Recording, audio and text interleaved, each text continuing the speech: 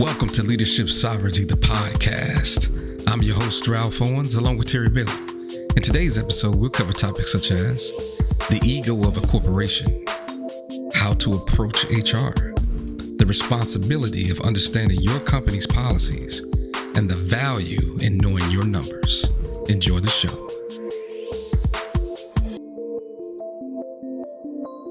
I do want to circle back on something, and we're probably going to have to do.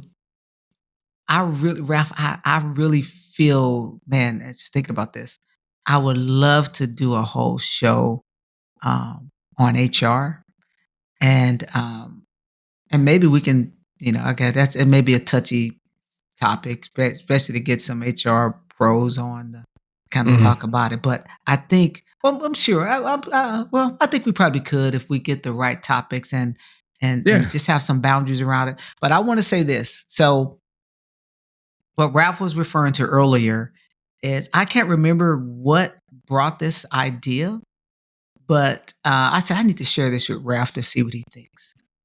And I said, Ralph, what does the ego basically do?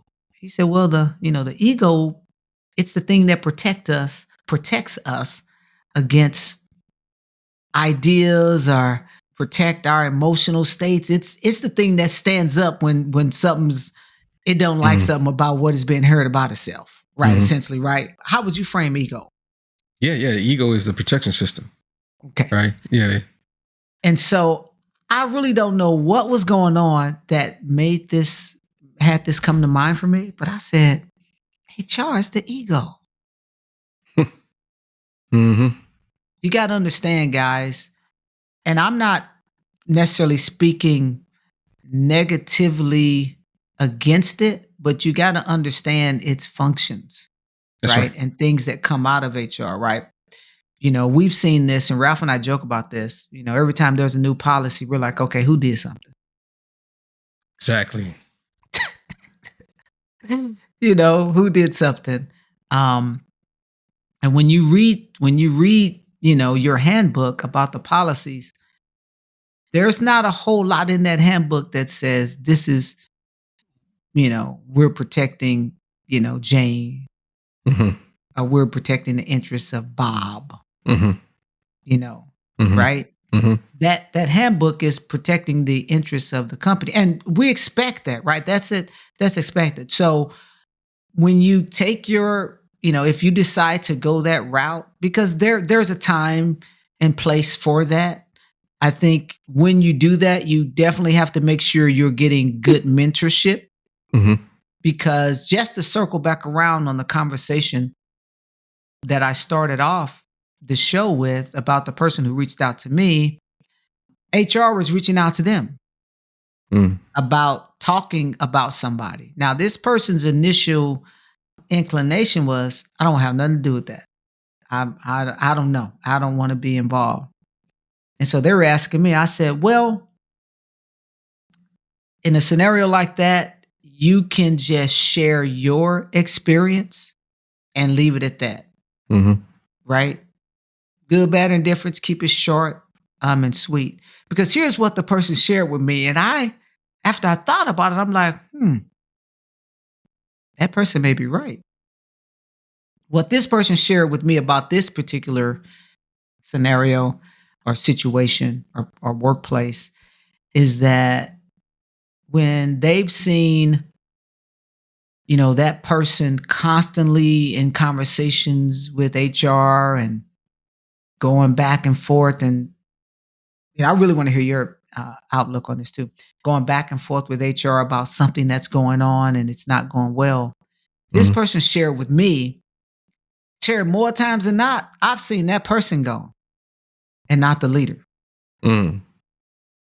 Now, what the other thing they shared is, but when a leader has something to say about another leader, then the leader is let go. I'm like,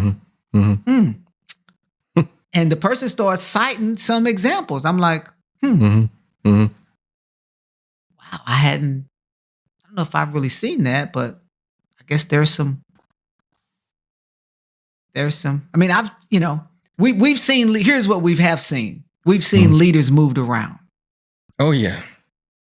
So leaders get moved around. So here's what we deduced it to.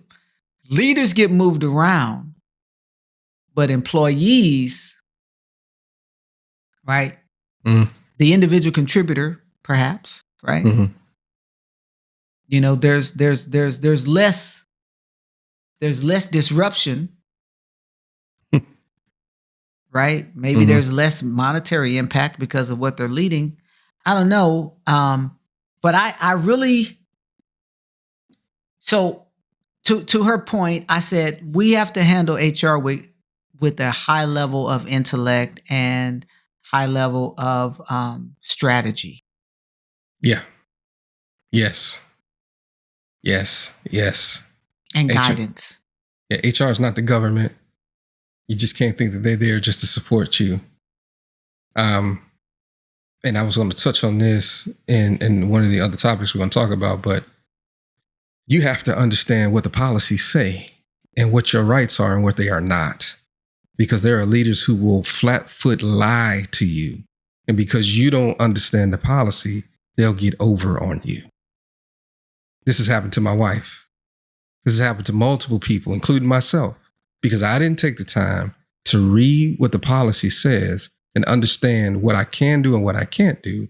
I just blindly believed what a bad leader said and took it as, you know, the law and the gospel, just to find out later that that was not the case.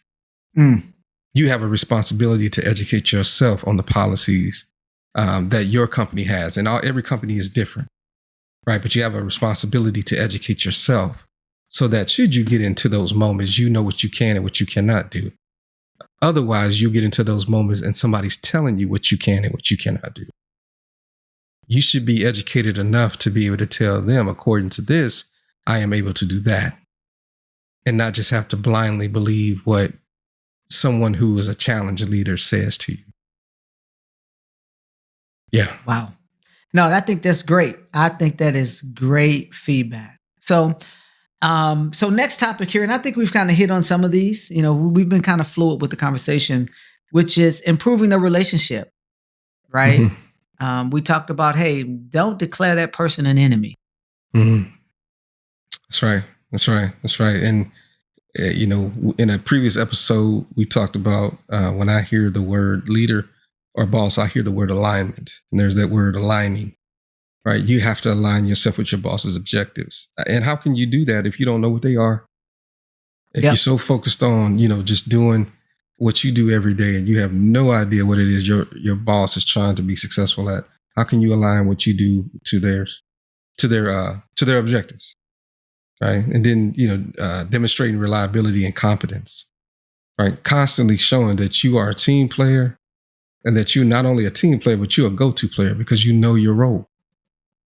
I remember when I moved into my current position in a C-level, I was getting some feedback from someone who's in a C-level who worked at a company that you and I worked for, Terry, when you first came to Houston, who's still there in a C-level. And she told me something because I was often amazed at how she was able to navigate herself on the C-level, and she was the only woman, and in a very male-dominated industry. And I'll never forget what she told me. She said, when you walk into those rooms, know your numbers. Right now, she's not even in IT, but I understood what she meant. You have to walk in that room and understand all of your data. And think through what kind of questions that you may get from people. You do not want to walk into the room and not understand your discipline, your technical function, and your numbers, right? You know, so when your leader sees that you have that in you, it starts to build that trust and it starts to build the relationship. But if you get in front of people and you don't know your numbers, you don't know, you know, what's going on in your own department, what's going on in your own team, basically what you do. Hey, how many, you know, so I work for a credit union. How many loans did you close this month? Oh, I don't know. I need to go look at. Then that just breeds doubt and it destroys the relationship, right? You want to build credibility, not lose it. So you build that by knowing your discipline, what it is that you do. No, that's great feedback. Oh, I love that. I love that, right? Because here's the deal, right? the exchange is all about, at the end of the day, the bottom line, right? And so if we go back to one of our earlier episodes, we were creating these metrics to align with the bottom line, That's right. right? And when we start telling the story that, okay, this much uptime has led to this much increase, right? These many calls into member care has produced, these many, new accounts, Right. That's right? right. And when we start producing that data, then really at the end of the day, it showed that we cared, right? It shows that you care because you understand how what you do is driving success for the business. That's key. That is key. Yep. Thank you for listening to the Leadership Sovereignty Podcast. We hope that you not only enjoyed the content, but gained something to help you on your personal leadership journey. Feel free to reach out to us on X and Instagram under the handles Leadership Sovereignty. Until next time, stay safe, peace, and blessings.